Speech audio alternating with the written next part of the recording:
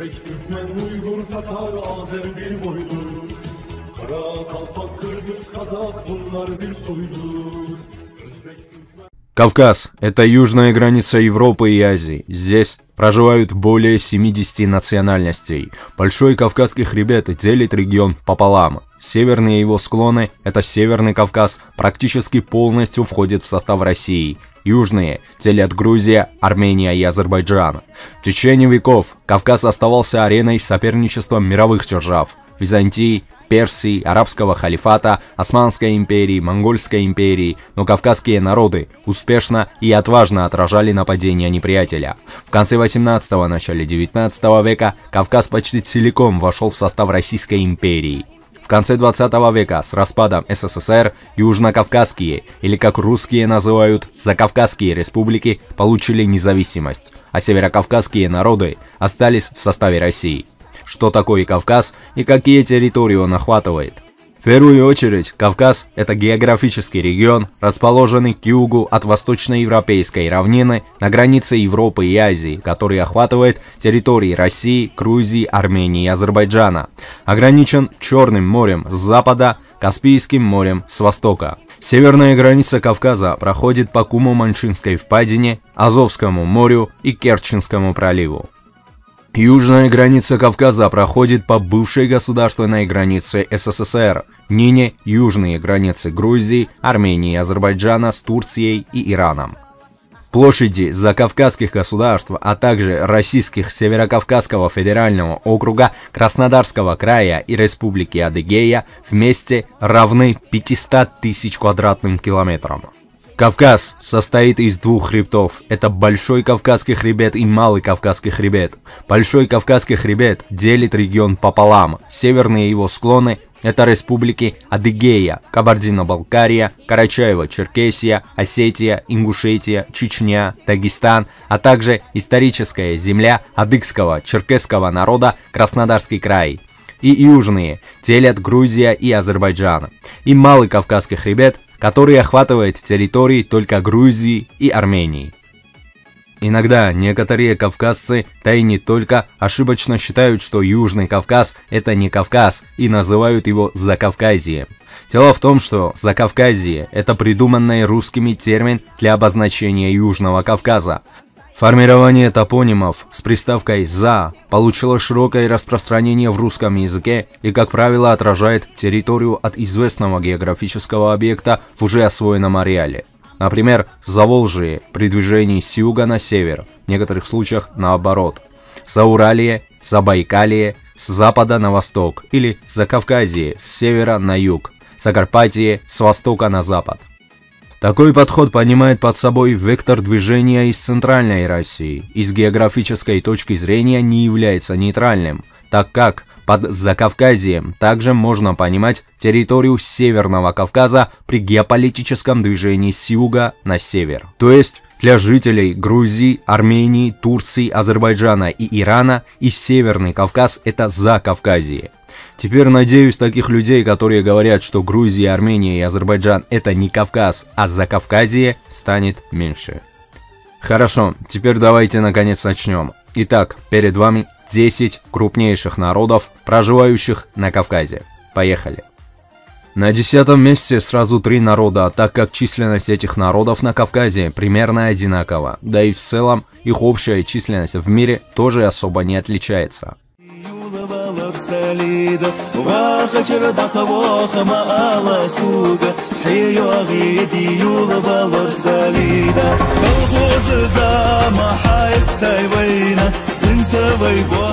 И первый народ на 10-м месте – это ингуши, народ, сформировавший свою аутентичную культуру, переплетающуюся с азиатской. За свою многовековую историю они не раз показывали, что они благородный, справедливый, гордый народ с удивительной и потрясающей культурой и традициями. Ингуши автохтонные и один из древнейших народов Кавказа, чья история уходит корнями во второе тысячелетие до нашей эры. Жизнь народности столетиями регулирует нормы единого для всех морально-этнического кодекса. Свод неписанных правил позволил до сегодняшних дней сохранить непререкаемый авторитет старейшин, уважение к предкам, ценность семьи и чести. Ингуши относятся к кавказионскому антропологическому типу европеоидной расы. И по мнению исследователей, именно этому народу удалось сохранить наиболее число аутентичных признаков внешности. Ингуши говорят на ингушском языке, это национальный язык, распространен также на Северном Кавказе, а также частично в некоторых странах Европы, Средней Азии и Ближнего Востока. В мире насчитывается примерно 800 тысяч ингушей, на Кавказе проживает примерно 520 тысяч.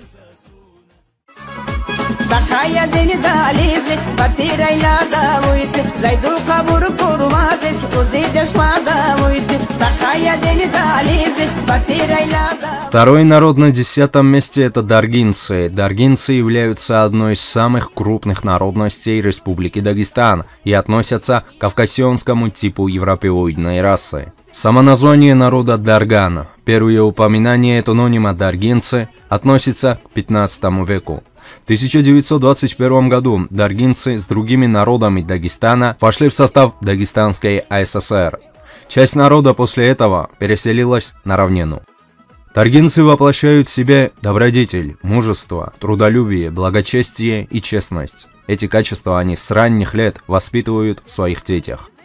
Даргинцы – один из самых многочисленных народов Дагестана с численностью примерно 800 тысяч человек. Они расселены в центральной части Дагестана, включая земли почти всех природно-географических зон.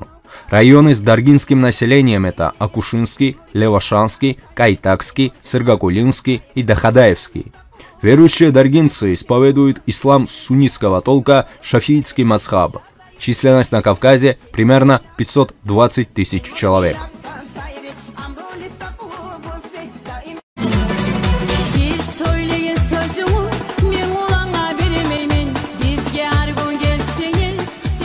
И последний народ на 10-м месте – это кумыки, один из древнейших и третий по численности народ Дагестана. В отличие от других кавказских народностей, кумыки относятся к тюркам, занимают положение крупнейшего тюркского этноса Северного Кавказа. Доминирующее в регионе культурное влияние кумыков отразилось на обычаях соседних народов, многие из которых впоследствии переняли традиции кумыков. Кумыкский язык относится к кумано-агузской подгруппе тюркской группы алтайской семьи языков. Язык имеет свои диалекты – буйнакский, кайтакский, предгорный, хасавюртовский и теркский. Общая численность в мире примерно 800 тысяч человек. По данным 2010 года составляли третье по численности в Республике Дагестан, второй по численности национальное меньшинство в Чеченской Республике и четвертый по численности этнос в Республике Северная Осетия после осетин, русских и ингушей. Территория расселения и исторических государственных образований кумыков именуется Кумыкией. Численность на Кавказе примерно 520 тысяч человек.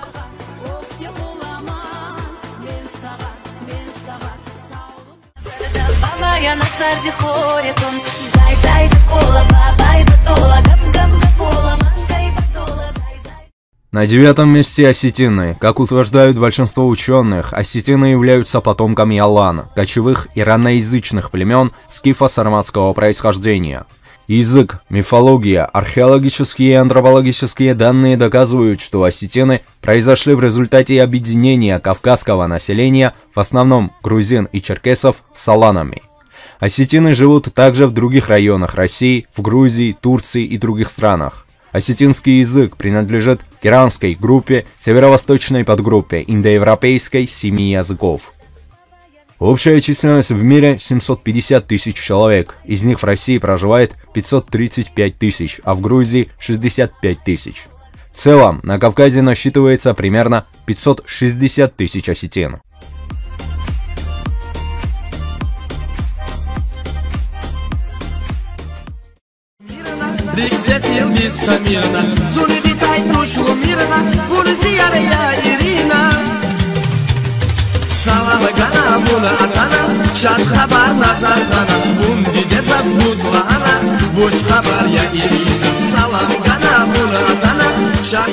Лезгины – один из древнейших народов Кавказа. Проживает народность в Российской Федерации на юге Дагестана и на севере Азербайджана. В Дагестане лезгины населяют Дербентский, Ахтинский, Курахский, Дукуспаринский, Сулейман-Стальский, Магарамкетский и Хивский районы. В Азербайджане этот народ живет в Курсарском, Хачманском, Кубинском, Габалинском, Агузском, Исмаилинском, Шекском, Кахском районах и во всех крупных городах, особенно в Баку. В целом в Азербайджане насчитывается примерно 300 тысяч лезгин. Лезгины или лезгиар относятся к коренным народам Кавказа, принадлежит народность к европеоидной расе и по численности является вторым народом Республики Азербайджан. У лезгин яркая история и традиции. Много веков их называли леки или леги. Нередко в древности народ страдал от нападения завоевателей Рима и Персии, но успешно и отважно отражал нападения врагов. В мире насчитывается более 1 миллиона лезгин, из них на Кавказе проживает 760 тысяч.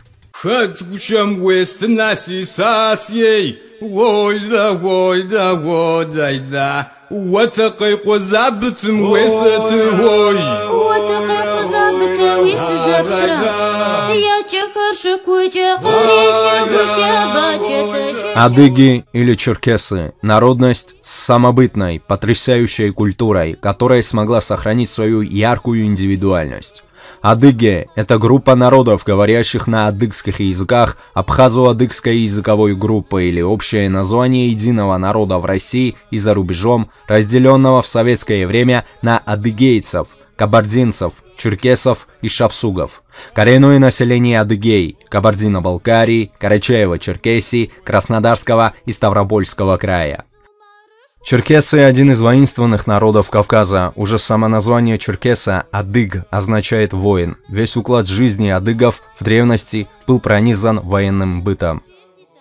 За пределами России самая многочисленная диаспора адыгов представлена в Турции, где их численность по подсчетам адыгской диаспоры Турции составляет примерно 3 миллиона человек. Также они проживают во всех странах Ближнего Востока. В частности, наиболее крупные диаспоры существуют в Иордании, Сирии, Ираке, Саудовской Аравии. В Израиле почти все черкесское население страны проживает в селениях Кфар-Камма и Рихания. В Северной Африке адыги проживают в Египте, Ливане, Тунисе и Судане. Большинство черкесов являются потомками черкесских мамлюков, покинувших Кавказ еще в эпоху позднего Средневековья. Диаспора также представлена в некоторых странах Европы, в основном это Германия, Франция и Великобритания, а также в Северной Африке и Австралии. Численность в мире по официальным данным более 4 миллионов человек, по неофициальным более 6 миллионов человек. Из них на Кавказе проживает всего 800 тысяч адыгов.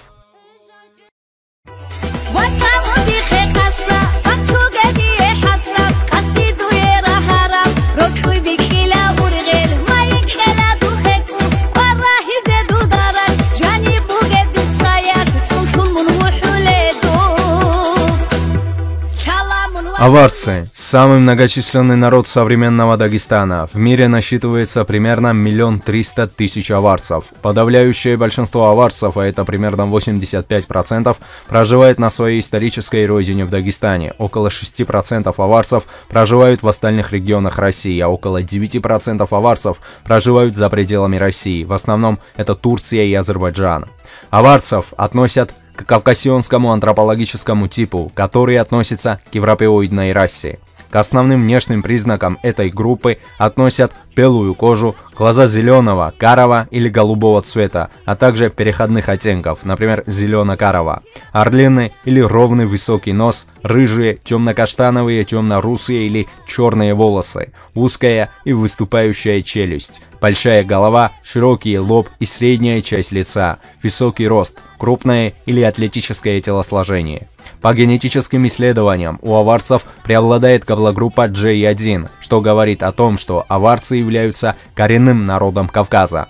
Подавляющее большинство верующих аварцев – мусульмане-сунниты шафиитского толка. Распространены также суфиитские братства Накшбандия, Шазилия и Кадирия. Численность в мире 1 300 000 человек. На Кавказе проживает примерно 950 000.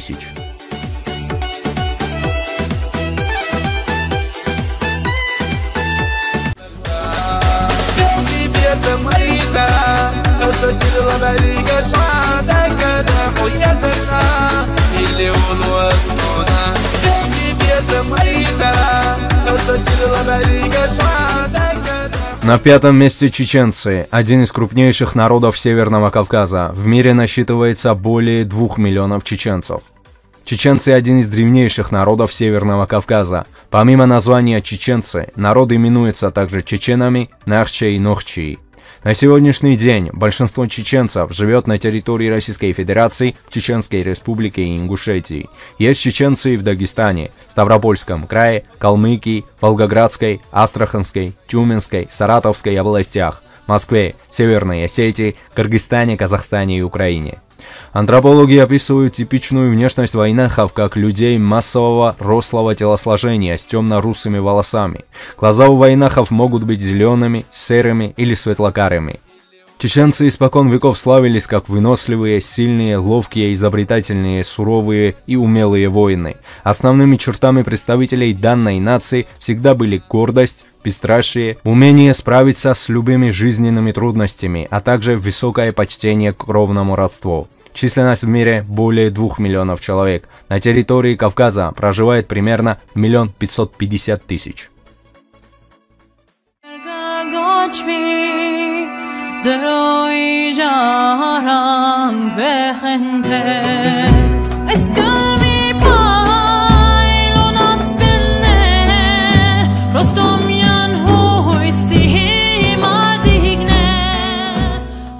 На четвертом месте армяне. Народ и нация, исторически сформировавшиеся в пределах Армянского Нагорья. Говорят на армянском языке, принадлежащем к особой группе индоевропейской языковой семьи, в рамках которой не сохранилось других живых языков. Формирование армянского этноса произошло между 13 и 6 веками до нашей эры в результате слияния разноязычных племен, населявших Армянское Нагорье в бронзовом веке, на основе привнесенного в конце второго тысячелетия до нашей эры из Европы протоармянского языка. Антропологически армяне относятся к арменоидному типу южной ветви большой европеоидной расы и являются главным образом потомками урартов, сменивших свой язык, но также хуритов, лувийцев и носителей собственно протоармянского языка. Данная физическая преемственность подтверждается также современными генетическими исследованиями. Большинство верующих армян исповедует христианство и является последователями армянской апостольской церкви. Армяне – государственно образующий народ в Армении, второй по численности народ в Грузии и Ливане, один из наиболее многочисленных народов России. Для армян характерны гордость в отношении собственной истории и народа. Главными чертами армян, по их же собственному мнению, являются трудолюбие и страсть к жизни. Связано это с необходимостью налаживания сельского хозяйства и долгими веками неустанной борьбы. Грузины – один из самых древних народов Европы, а упоминания о нем имеются еще у Гомера. Сохраняет свой язык, культуру и внешний облик уже не 1000 лет. Грузины – самоназвание Картвелеби, народ картвельской языковой семьи, автохтонное население Кавказа. Формирование грузинской народности началось в первых веках второго тысячелетия до нашей эры из племен, находившихся на стадии разложения первобытно-общинных отношений и возникновения племенных объединений, и завершился в основном в конце VI века. Населявшие одну из самых красивых стран в мире, грузины от природы наделены прекрасным вкусом и эстетическим чутьем. На протяжении веков их искусство и архитектура замечательно сочетали практичность с высокими художественными качествами. Грузины за свою многовековую историю создали развитую, весьма своеобразную цивилизацию, исключительно удобное географическое положение, благоприятный климат, разнообразный ландшафт стали колыбелью удивительной нации. Грузины – это народ воинственный, импульсивный, свободолюбивый, экспрессивный, но вместе с тем исключительно гостеприимный, музыкальный, обладающий неповторимым чувством юмора и самоиронии. Грузины высоко ценят великое историческое прошлое своей родины, поэтому отличаются высокими самооценкой и самосознанием, неподдельным чувством гордости и национального достоинства. Число представителей нации во всем мире насчитывает порядка 6 миллионов человек. По данным переписи 2019 года, большая часть из них, а это 3 500 000 человек, проживает в Грузии. Согласно переписи населения 2010 года, официально в России зарегистрировано чуть меньше 200 тысяч грузин, однако по неофициальным данным их число составляет порядка 400 тысяч. В Турции насчитывается примерно 2 миллиона грузин, в том числе и представители грузинской этнографической группы, это в основном лазы и чвенебуры. Крупные диаспоры имеются также в Иране, Украине, Соединенных Штатах Америки, Польше, Италии, Азербайджане и других странах ЕС. Численность в мире от 6 до 7 миллионов человек. На Кавказе проживает примерно 4 миллиона грузин.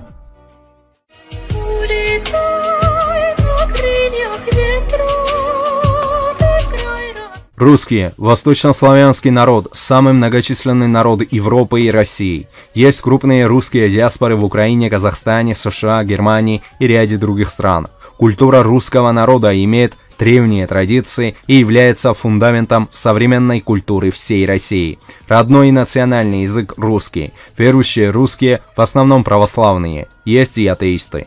Общая численность русских в мире в настоящее время примерно 135 миллионов человек.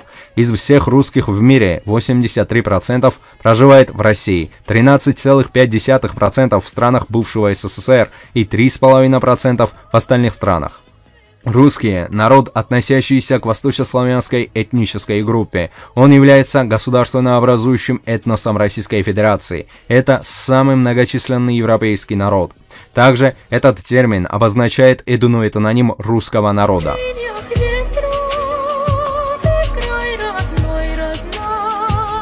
Русские начали заселять Кавказ примерно с 17 века. Сегодня мы видим такую четкую географическую закономерность, что русские являются этническим большинством в западной части Северного Кавказа. Это в основном Кубань, Адыгея и Ставрополье, в то время как в восточной части Кавказа русские являются этническим меньшинством. Это Дагестан, Чечня и Ингушетия, в то время как в центральной части Северного Кавказа, Кабардино-Балкария, Карачаево-Черкесия и Осетия, русский народ лишь немного уступает коренному населению.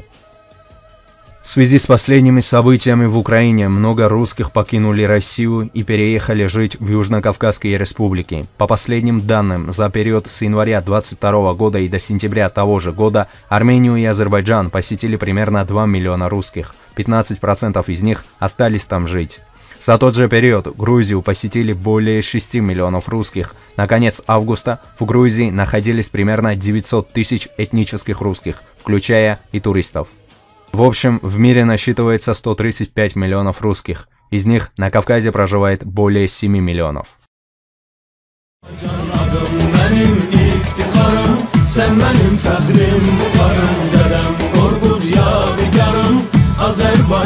И крупнейший народ, проживающий на Кавказе, это азербайджанцы, тюркоязычный народ, составляющий основное население Азербайджана и значительную часть населения северо-западного Ирана. Помимо Ирана и Азербайджана, традиционно проживают на территории современных России, Грузии, а также Турции. Азербайджанцы покорили мир своим пением, искусством кавраткачества и тамбурной вышивки. Народ, в котором сочетаются персидские, тюркские и кавказские особенности, долгие годы создавал уникальную цивилизацию. Сегодня Азербайджан, более 90% населения которого состоит из коренных азербайджанцев, яркое, самобытное и современное государство.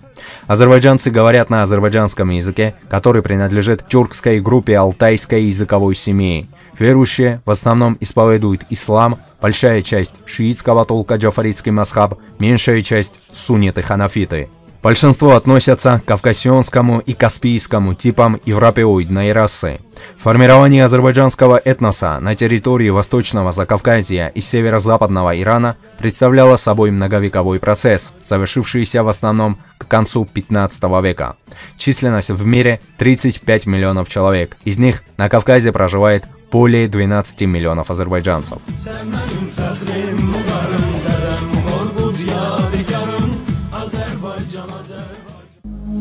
Şöhretim, şanım benim, vətənim, canım benim, gözəlliklər məskəni, Azərbaycanım benim, Azərbaycanım benim. Eşq olsun bütün Azərbaycanımıza.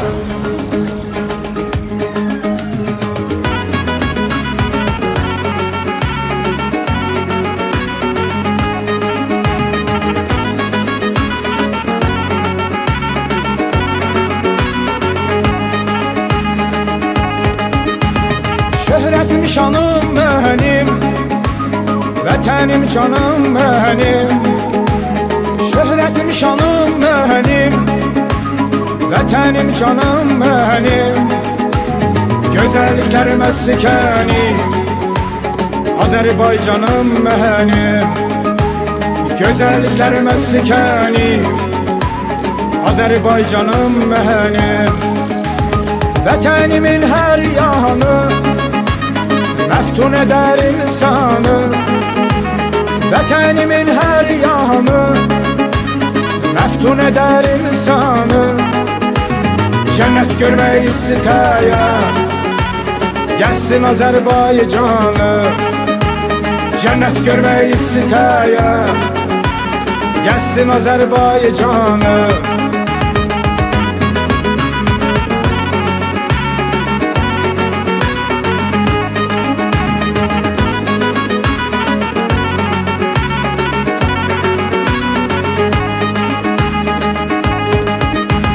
Her yan gül abad oldu, torpaklar azad oldu.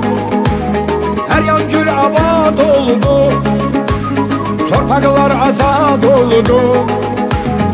Ordumuz zafer çaldı, milletimiz şad oldu. Ordumuz zafer çaldı, milletimiz şad oldu.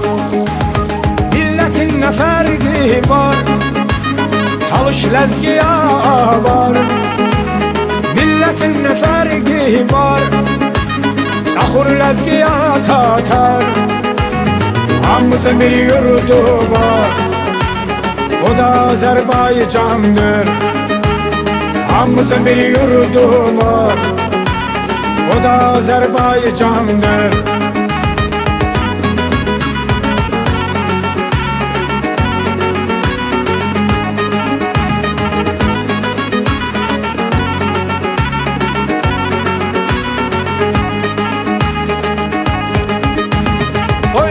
O candır, canımız ona kurbandır. O yürektir, o candır, canımız ona kurbandır. Koy bütün dünya bilsin, Qarabağ Azerbaycandır. Koy bütün dünya bilsin, Qarabağ Azerbaycandır. Koy bütün dünya bilsin, Qarabağ Azerbaycandır.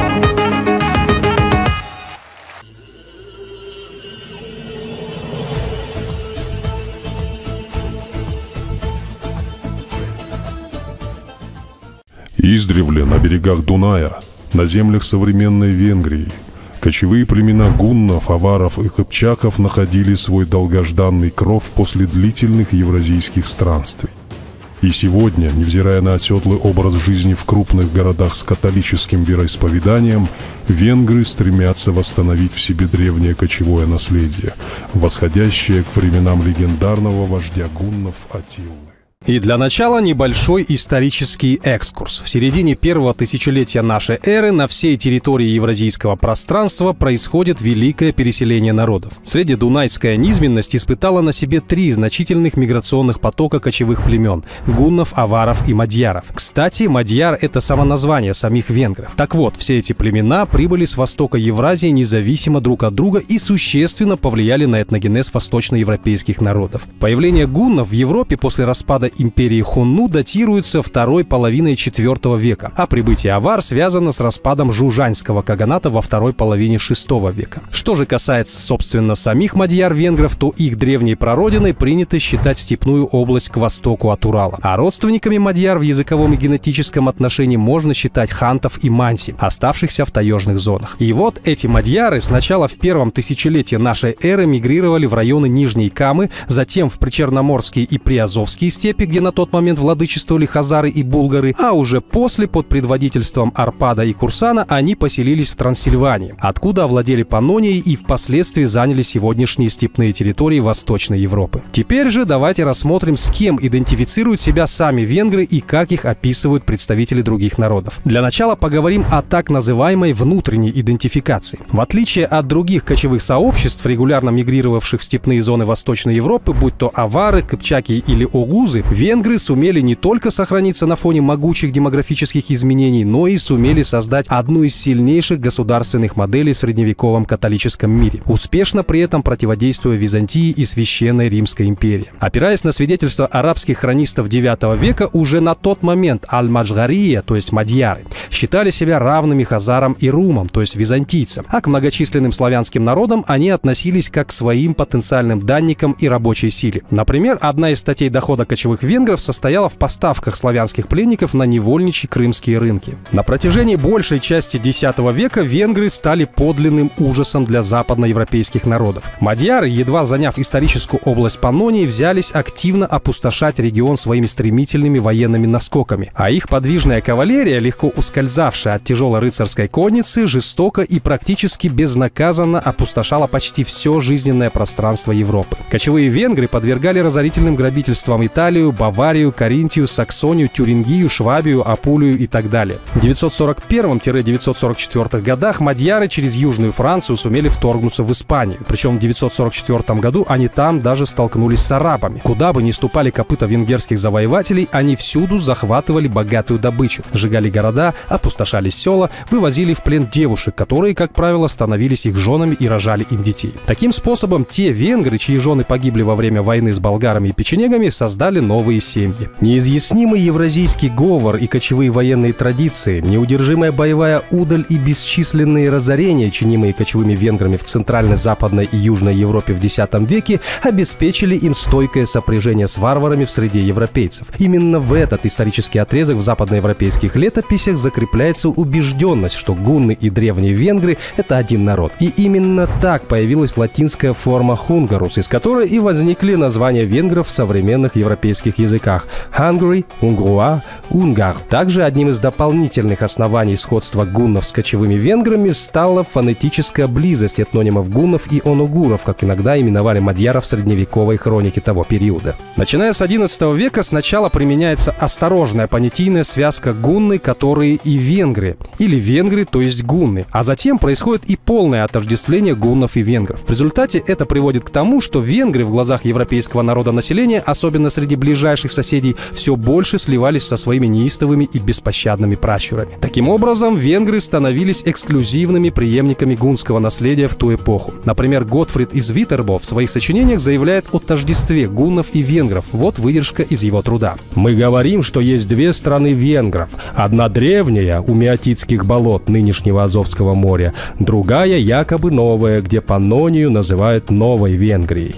Одна из генеральных сюжетных линий деяний венгров указывает на прямую генеалогическую связь между легендарным Аттилой и Арпадом, являющийся основателем венгерской державы и правящей династии мадьяров. Арпад привел свой народ на ту территорию, которой исконно правил его прямой предок Аттила, и где Паннония выступала как военно-политический центр всей империи. Затем в XIII веке известный венгерский летописец Шимон Кезай создает наиболее стройную конструкцию ранней венгерской истории, главной основой которой является теория гунно-венгерского родства. Колоссальный вклад Кезая в укрепление этногенетических корней венгров состоит в том, что он воспроизводит народную венгерскую легенду о происхождении гуннов и венгров от двух братьев, укрепляя в сознании венгров и европейцев идею о законном возвращении венграми гунского наследия. Если углубиться в суть самой легенды, то она повествует о двух братьях Хуноре и Магоре, которые жили в Персии на попечении у своего легендарного библейского отца Нимрода и его супруги Энех. Однажды во время охоты они погнались за самкой оленя, которая привела их к плодородной равнине Меотиды и исчезла. Будучи очарованными столь благодатными степными ландшафтами, братья, спросив разрешения у отца, навеки переселились туда вместе со своим окружением. Затем, 6 лет спустя, облагораживая свой родной край, братья услыхали прекрасную музыку, доносящуюся из степи. Там они встретили дочерей и сыновей булгарского короля Белара, также дочерей князя Аланов Дула, и взяли их с собой. На одной из дочерей женился Хунор, а на другой — Магор. Потомки этого союза стали называться гуннами и мадьярами, составившими базис для венгерского народа. Таким образом, данное предание отражает состав дунайского народа, отцовский субстрат, включающий в себе мадьяр и гуннов, а также материнскую линию, восходящую к аланам и булгарам. Так, в ходе этого исследования венгерские специалисты составили выборку из 271 человеческого генома, останки которых были найдены на среднедунайской низменности. Согласно полученным результатам, обнаружилось, что действительно европейские гунны имеют неевропейское происхождение. Изучение древних останков сближает их с современными калмыками и монголами. Также данный анализ обнаружил 90% близость с геномами древних кочевников-аваров, входивших в состав хунну. Но все эти исследования касались древних останков. Что же касается нынешних венгров, то они пропорционально состоят из следующих этнических компонентов. 50% это манси. Манси? Да-да, манси, что говорит о преобладающем угорском факторе. Затем 35% это сарматские корни и только 15% это хунский кластер, что говорит о наличии древнего кочевого пласта и все-таки подтверждает прямую сопричастность венгров к гунскому этнокультурному наследию. Дело в том, что действительно тюркский этнический субстрат также имеет влияние в этногенезе и политической истории венгров, начиная с зарождения Мадьярского союза племен и вплоть до 17 века, когда на этих территориях завершается окончательная ассимиляция кыпчаков и турецких завоевателей. Например, этимологический анализ мадьярских этнонимов изобличает тюркский кластер у большой группы слов, например, кесе, от слова гесек, означающий кусок или часть, или ене, от ени, яны или джаны, что означает новый. Слово тарьян происходит от тюркского тархан и свидетельствует о знатном достоинстве его носителей и так далее. Показательно, что около 500 тюркских слов вошли в лингвистическую ткань литературного венгерского языка, где 75% имеют параллели с чувашским языком. Стоит отметить, что некоторые тюркские племена входили в конфедерацию мадьяр с самых ранних истоков. Чуть позже, примерно в 860-х годах, в районе Северного Причерноморья к кочевому союзу мадьяр примкнули другие тюркские племена – хазар и барсилов, чьи этнонимы, кстати, в последующем запечатлелись в географических названиях Венгрии. В дальнейшем, уже в XI веке, придунайские степные зоны испытывают демографический прирост огузских и булгарских кочевников, о чем свидетельствует аж 103 огузских и 51 булгарский топоним на карте Венгрии. Особняком в этой череде демографических притоков стоит XIII век. Под нажимом пассионарных монголов кыпчаки начали массовый исход со своих традиционных мест проживания, и к 1239 году на нынешние территории Венгрии прикочевала многочисленная группа во главе с ханом Котяном, попросившего у короля Бела IV убежище. Спустя 2 года на Венгрию обрушились беспощадные монгольские тумены, преследовавшие кыпчаков как своих наиболее ненавистных и кровных врагов. Именно поэтому они осуществили экспансию в Центральную Европу. Накануне монгольского вторжения в Венгрию дворяне-заговорщики на основании безосновательных подозрений убили Котян-хана и его сыновей в Пеште. Чуть позже знатные кыпчаки-половцы принесли присягу на верность венгерскому королю. Они обязались защищать Венгерское королевство от других захватчиков, а взамен получили гарантии сохранения своих национальных традиций и разрешения на сохранение своих этнокультурных и политических форм самоуправления внутри предоставленного анклава. И, наконец, последний этап тюркского влияния связан со стремительным расширением территориального могущества Османской империи, которая привела большую часть венгерских земель в подчинение с 1526 по 1698 годы. И вот так, из века в век, все это многообразно влияло на венгров, от форматов хозяйствования до культурно-языкового уклада. Показательно, что в настоящий момент в Венгрии проживают 2 этнические группы тюркского происхождения – полоццы и куны, которые, по различным оценкам этнологов, скорее всего, являются прямыми потомками тех 6 кыпчакских племен, осевших в Венгрии в XIII веке.